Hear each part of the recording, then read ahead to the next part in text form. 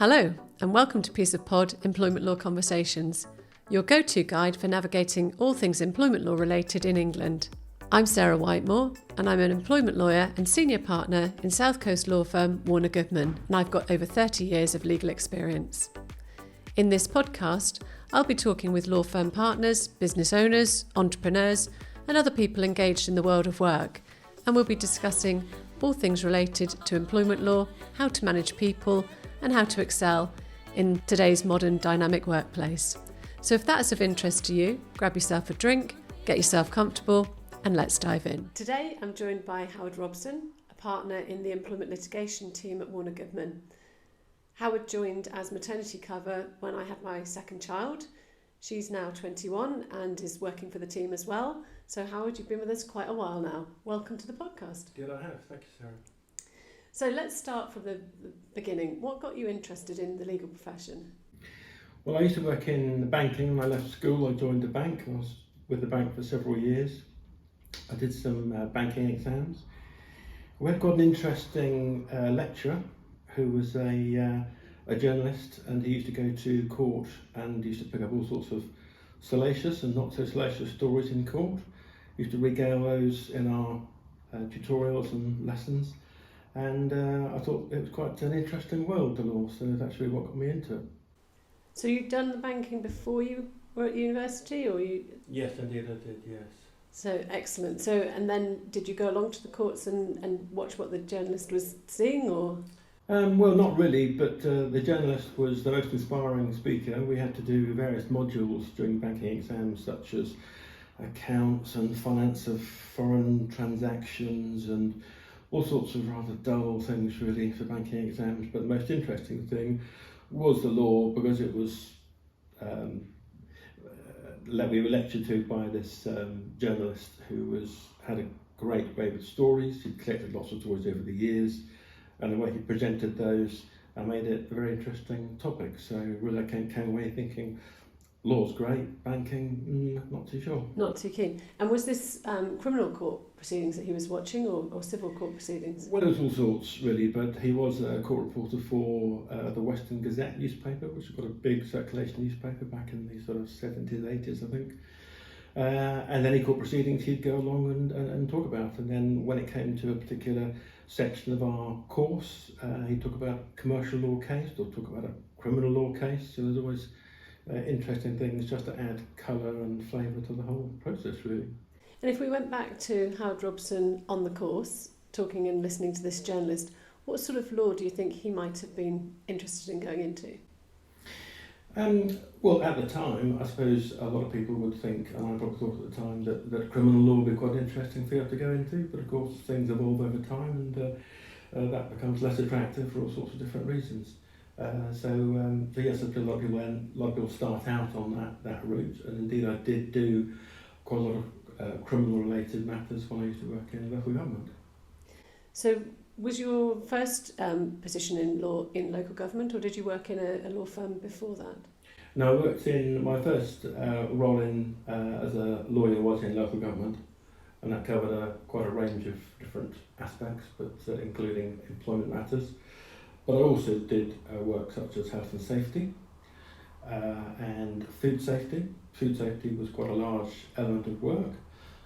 If you were to drive down to a large landfill near Wareham in Dorset and to drill down several feet, you'd come across about 80 large lorry loads, trailers of Russian salmon.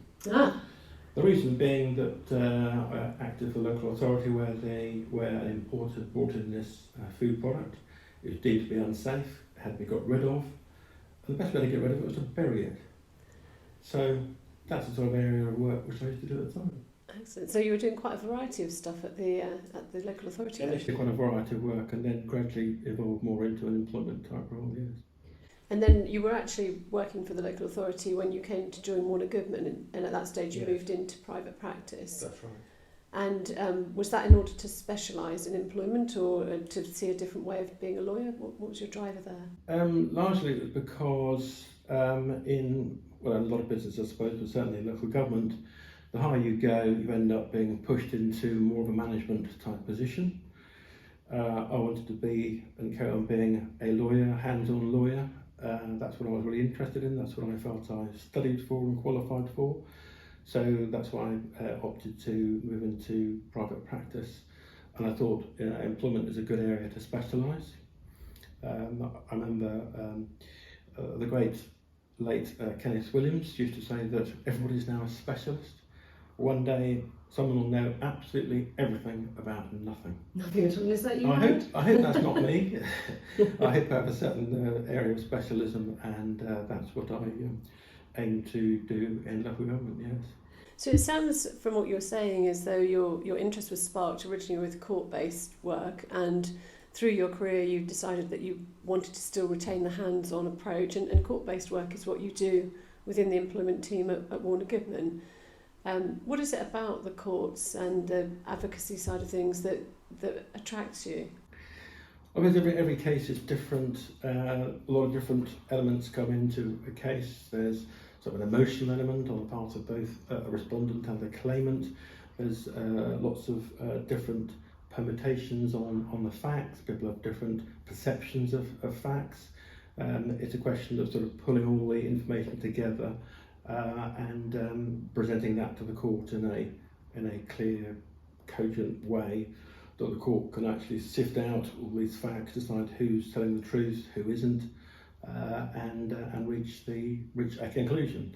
Not that the conclusion is always right, but it's a conclusion based on broadly speaking, based on the evidence that they're presented with. So really that's that's the best aspect of litigation, is there's a degree of unpredictability and problem solving to deal with those unpredictable issues. And to what extent do you get those aha moments? I've got that one piece of evidence that's going to actually, drive a killer blow through the other opponent's case. Well, that's always great in the movies and in Suits and so on.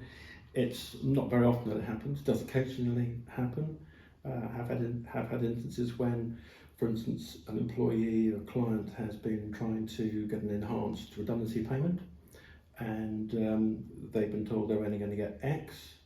We've managed to get information going back a number of years, a number of employers following Chupi transfers, to show that there was actually what's called a collective agreement, an agreement with trade unions, sometime in the past, where that collective agreement said that staff back in the day would be entitled to 4 times statutory redundancy.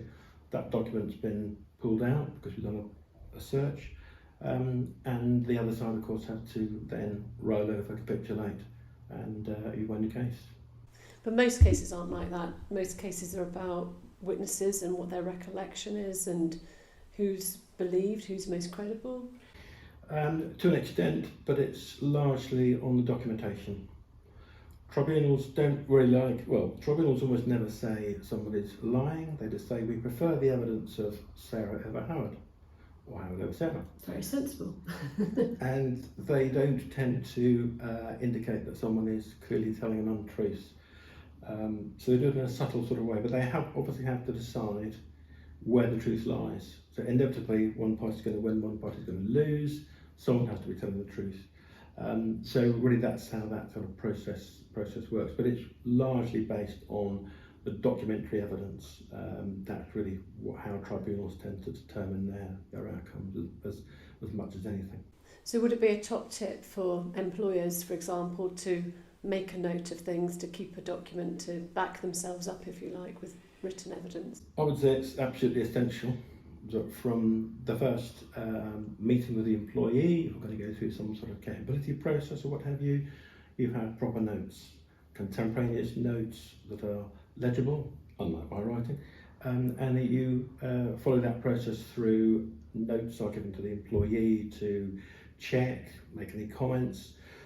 Throughout all that process, you need to keep and collate all the material, and that will stand most employers in good stead. And as we've already discussed, you've been with Warners for over 20 years now. Prior to that, you've been with the local authority for probably a decade. You've been in the law for quite a long time. How have you seen the tribunals evolve and change during that time? Well, the legal background has evolved quite a lot over that period of time. Just in the employment field, we've had disability discrimination come along in the mid-90s. We've had age discrimination in the 2010s. We've had whistleblowing and all sorts of other family rights have come into play as well. So there's been a lot of change in the last 20, certainly 30 years, which has come into play. A lot of things to keep on top of. There's an ever-changing landscape in the field of case law. It used to be, of course, European law cases, but Employment Appeal Tribunal, Court of Appeal cases, there's always changes taking place. The law's always being developed, always being interpreted, always being applied. So it is always a moving target, if you like. Also, there's some political issues because employment tends to be a bit of a political football. Qualifying period for unfair dismissal, just to my recollection, was a one-time 6 months, then it was a year, then it was 2 years, then it was a year, now it's 2 years. I think changes so much you can't keep up with it, but certainly it was 6 months a long time ago. It's now 2 years. If there's a different administration coming in, who knows? Is it going to be a year? I don't know. So we could find changes again in 2024 as we could very well do. The political landscape changes. And so that's all fascinating as a lawyer. It's one of the things that for me is why I've become an employment lawyer, because I love the fact that the game changes all the time, the rules change all the time. We need to get on top of new cases, new law. Yeah. I wouldn't personally want to be doing something that was the same law that we've been dealing with for hundreds of years. But for businesses, that's very difficult to keep on top of, isn't it? Yes. And so are there any recommendations you have as to how people can keep on top of what they should be doing as a business? Well, I would certainly say that businesses should at least take the best advice they can. And they should listen to what their advisors are telling them and put into practice what they're told, keep themselves up to date with courses, seminars, workshops, all that sort of thing. But basically let those who do know how to deal with these things deal with them rather than attempt to do it yourself. We see, and I see, a great many instances where a client comes to us and says, we've dismissed so-and-so, they've just brought this claim. You look at it and you think, well, was a procedure gone through? Not really. With a consultation? Not really. So we have to then try and build a defence, maybe based on other aspects. Maybe there was a behaviour issue that enabled us to argue they would have gone anyway. Those sorts of things come into play. But really, it's a question of making sure that you've done the groundwork, taken the advice at the right time, take the advice before someone is dismissed, particularly if they've got a protected characteristic. But if you don't know the answer, it comes back to that specialism again. Make sure you ask someone who does actually know. Don't just have a quick look at Google and see what comes up, but ask someone who knows. And typically our peace of mind support team, of course, would enable you to get that advice. Yeah, it sounds like that old thing, a stitch in time saves nine, or whatever. You talk to your lawyer before you do something, chances are you can steer your way through it more successfully. And the pandemic has brought about significant changes. It's changed dramatically the way we work, for example. Obviously, within Warner Goodman, we do a lot of hybrid working, home working, remote working, that sort of thing. And businesses have experienced that change too. How has the Employment Tribunal changed with that sort of online video style? Yes. Well, I would say that the 2020-21 pandemic has accelerated changes in the tribunal system by probably 4 or 5 years, maybe even more, because out of necessity they had to introduce a mechanism by which they could keep the system going, and the most appropriate was, of course, to introduce video hearings. We now have almost all preliminary hearings are held by video, a great many trials. In fact, I've got a trial coming up in next summer, which is 2 weeks on video. Not necessarily ideal, but nonetheless, those are the principal changes. So we're moving to video. All sorts of advantages from the video is that when the judge says, well, I'm going to read this document, it's going to take me an hour, everybody can go off, put the kettle on, discuss with the clients, take more instructions, look at more papers, come back, look at their email, check their phone, come back in an hour, and you carry on. In the old days, You all sat around, tumbleweed blowing through the employment tribunal, rather smelly waiting room with a clock which is about 8 o'clock for the last several months, and not much to do. So it's quite a good change in my view. Not everybody thinks it's that great. Personally, I think it's a good idea. Yeah, I remember it's a long time since I've been to the tribunal, but sort of 20 odd years ago, you would arrive at the tribunal. There were limited private rooms, so you're right, everybody would be in the same waiting room. You'd be trying to take some instruction from your client without the opponent who's sitting 2 or 3 chairs along, hearing the crucial bit of information that your client's giving you. Do you still have the opportunity, though, to have negotiations? Because quite often cases back in the day used to settle at the tribunal. You'd have the barristers talking to each other, running between each other, or solicitors, whoever was representing. Does that still happen? It still does happen occasionally, perhaps a bit less so these days, largely on the basis that by the time we get to tribunal, battle lines are drawn, shall we say, and we know what they're going to say, then we know what we're going to say. So things can certainly be settled. If there's going to be anything of that nature, it tends to be in the preceding few days rather than necessarily on the morning of the tribunal. But clearly, physically, you're not all present at the same time, so there isn't really an opportunity for someone to sort of put their head round the door and say, "Oh, client's just said will you go for £1,000 or what have you, or I'll take £1,000." There isn't quite that opportunity, but I don't think that's necessarily a great loss. I think it encourages parties to actually get into the mode of trying to settle something before the hearing kicks off. There was a time, probably many years ago, when there was almost a tactic that people would they would prepare for the tribunal, but there would be an expectation there'd be time before the judge started, or even after the judge had started, to actually go and sit around the table and try and hammer something out. Now, the tribunal judges are much more alert. It's going to start at 10. If there's a real prospect of settling, then reluctantly they would hold off, but they would want to expect the parties to proceed. And the government, a government, tried to address this probably a decade or so ago by introducing the ACAS early conciliation process, didn't they? They were concerned that there were lots of tribunal cases listed that settled at court, and lots of judges sitting around not dealing with tribunal cases because the cases had all settled. And so they made claimants have to go to ACAS before they were even allowed to start tribunal claims. Yeah. Has that had a significant impact, or do you see the numbers have sort of bounced back up and you're still doing the same sorts of levels as before? Well, I think quite a lot of cases do settle at that early stage, but it does rather depend on the strength of position that the respondent has. So if the respondent knows they want to go to a potentially losing case, they'll be more minded to settle at the early conciliation stage. If they think they've got a pretty robust defence, then they probably wouldn't be that likely to engage, in my experience. But I know it is successful in so much as it does get the parties to talk. So I haven't seen the statistics lately, but I think there has been quite an increase in settlements through ACAS, and I'm quite a supporter of ACAS. I think they, for an organisation of the type they are, I think they are almost always helpful, responsive, and can certainly assist in reaching a sensible outcome.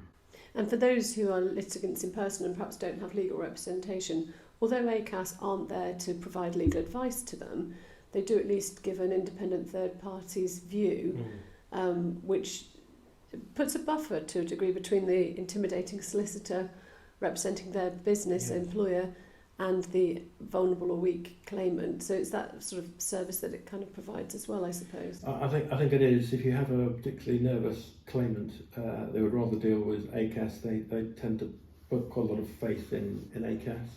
They sort of think ACAS is on their side, because ACAS is actually in a neutral role. But having that intermediary does quite often help, particularly if we can explain to ACAS the consequences of what may happen if they go ahead with their case. For instance, we may be talking about potential costs order and so on. And the individual may not be aware of the standards required or the qualifications required for a costs order, or threshold, I should say. and therefore there can be a bit of extra leverage, as it were, in terms of getting the claimant to settle. Mm. And then thinking about the types of claims that you're dealing with at the moment, obviously not revealing any client confidentiality, but are there trends and themes? Are there types of cases that you're seeing more commonly now? I would say that generally speaking, because of the 2-year qualification period for unfair dismissal, if an employee is disgruntled, if they leave, if they want to claim a constructive unfair dismissal but realise they've got less than 2 years service, they will tend to look around, and they are now more adept at looking for alternative ways to bring a claim.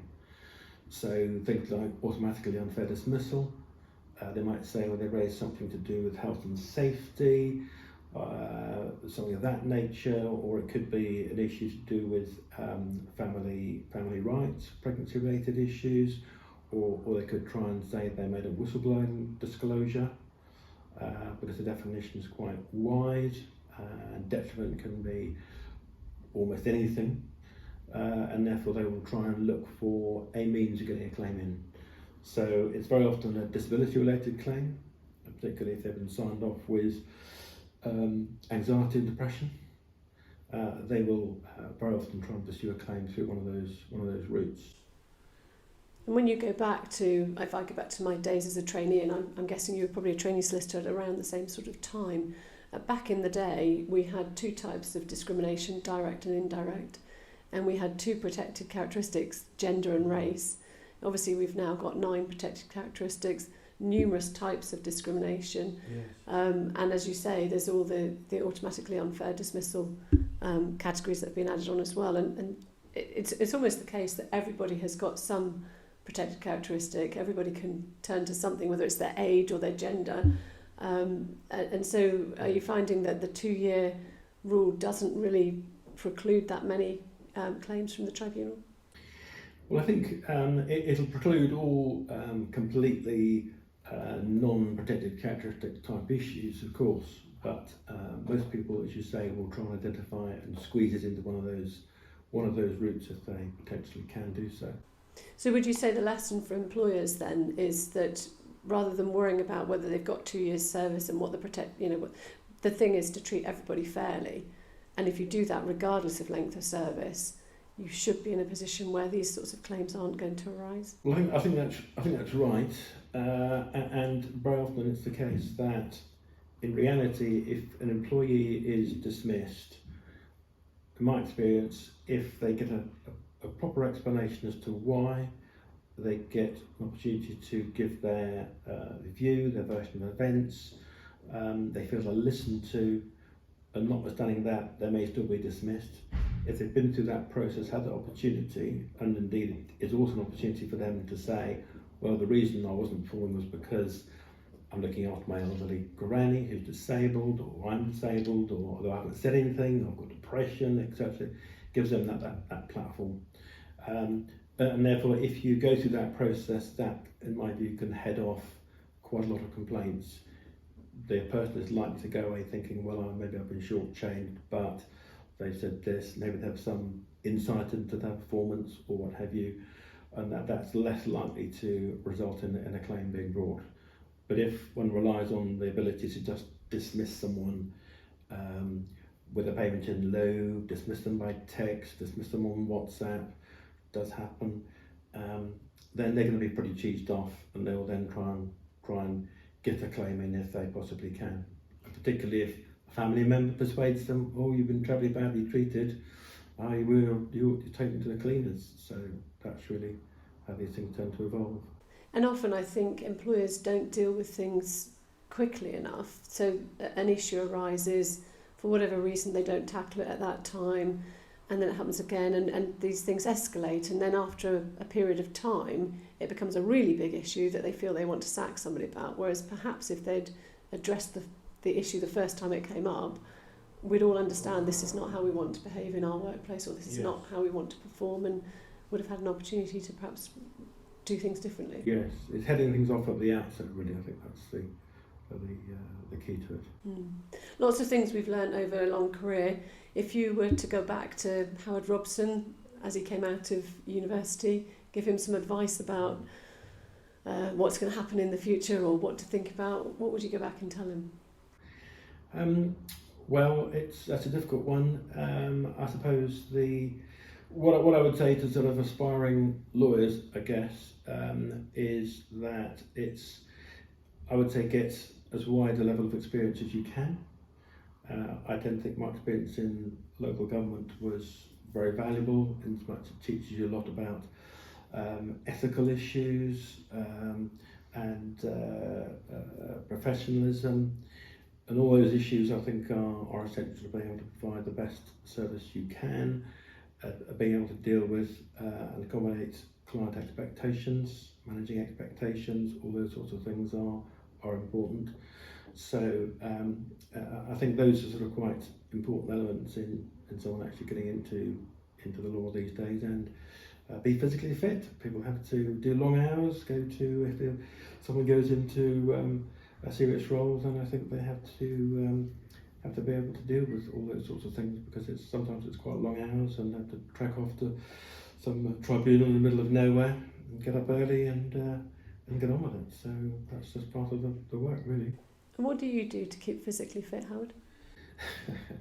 Well, I do a number of different things, but I do running, I do cycling, and occasionally jump out of aeroplanes. And that's what we're getting to, occasionally jumping out of aeroplanes. When you applied for your job at Warner Goodman, obviously the CV came in, and there's always that bit at the bottom that says, have you got any hobbies? And I don't remember skydiving being on there. It's an interesting thing what people choose to put on their CV. Well, it's not the most conventional activity, and you wouldn't want to put off an employer by disclosing things which somebody might not understand the merits of. And when we say you do skydiving, how many jumps have you done? Do you remember? Nearly 3,000. Nearly 3,000. I've not nearly done 3. I've not even done 1. So hats off to you, Howard. I'll leave that to you on your side of the team. So do you have any final words of encouragement or wisdom for our audience at all? What I would say is that employment law is complex. It's getting more complex. I would say that it is an area which is more and more one which requires specialist advice if you're dealing with employees, because of the fact that there are many traps nowadays, regrettably, that the employer can fall into. I say regrettably, plainly, those are employee rights, and those rights got to be respected. But nonetheless, it is a complex area, and some of the areas around, for instance, discrimination, are complex, difficult ideas for people to grapple with, whether it's lawyers or laymen, and indeed for courts to grapple with. As far as the Supreme Court, they have to grapple with some of the issues that arise. So I would always say take specialist advice. And I think it's the case, isn't it? The Employment Tribunal, originally it was the Industrial Tribunal, wasn't it? And it was set up with the idea that it didn't require lawyers. The idea was that both parties would come unrepresented, but it must be a rare day now when people come to the tribunal without a lawyer, because it's become, as you say, quite complex. Well, certainly for a company or an employer to come to a tribunal unrepresented is pretty unusual. Although, as you say, back in the day, the employer could do that, and the claimant could turn up with a trade union representative. And in some ways, back in the day, that was quite an effective, rough and ready way of providing justice. But now, for a whole host of reasons, with so many more rights out there and so many more cases which have developed over the last 30 odd years, that it's become an area where it does need one of the most specialist levels of expertise. Thank you very much, Howard. So our final step on the podcast, you've probably noticed this from our previous podcast, is that we ask an audience-sourced question. I don't know what's in the envelopes, nor do you, but would you like to choose one and let's see what they want to know about Howard Robson? So one of my favourite colour socks, maybe? Is my favourite boy band or opera singer? Or... You can answer both of those if you like. Oh my goodness. If you could sit down with your role model or hero for an hour, what topic would you most want to discuss with them, and who is it? It's a very difficult one to answer just off the top of my head. Who's my role model? Goodness me, am I say Indiana Jones maybe? I don't know. Well, from a legal world, I suppose I could point to a chap called David Panic, who is a leading now King's Counsel. He represented Gina Miller in the case against the government with the unlawful prorogation of Parliament, and I was perhaps sad enough or nerdy enough to log into the Supreme Court when that was running. And I'd have to say that, and I know David Panic is obviously a huge experience, probably one of the best paid, most experienced lawyers in the country in the public law role, judicial review and so on, that was the gist of the case. And to see him with complete mastery of the documentation, the legal concepts, all the ideas, presenting that to whatever it was, 5 or 7 members of the Supreme Court, I can't remember, and basically in charge of the whole, I say in charge, presenting matters in such a way which was extremely impressive, was great to see. So I would say that he would be the guy who would be a bit of a hero for me in terms of the advocacy stakes. What would I want to discuss with him? I wonder why he wanted to represent Boris Johnson, to defend Boris Johnson's party lifestyle. But then again, being a barrister, of course, they have to take the brief they're given, so I'm told. They do indeed. So that's someone to inspire us all. There's plenty of lawyers out there that would look up to him as well. So yeah, good choice there, Howard. Thank you very much for your time today. It's been a pleasure chatting with you, and we should carry this on offline. Thank you very much. Thank you for joining us for today's episode. We hope you found the discussions insightful and empowering. To stay connected and continue receiving valuable content, make sure you hit the subscribe button and be the first to know about our upcoming episodes. Don't forget to follow us on social media as well. You can find us on Instagram, TikTok, Facebook and LinkedIn at Warner Goodman LLP, as well as YouTube at Piece of Pod. Thank you again. Until next time.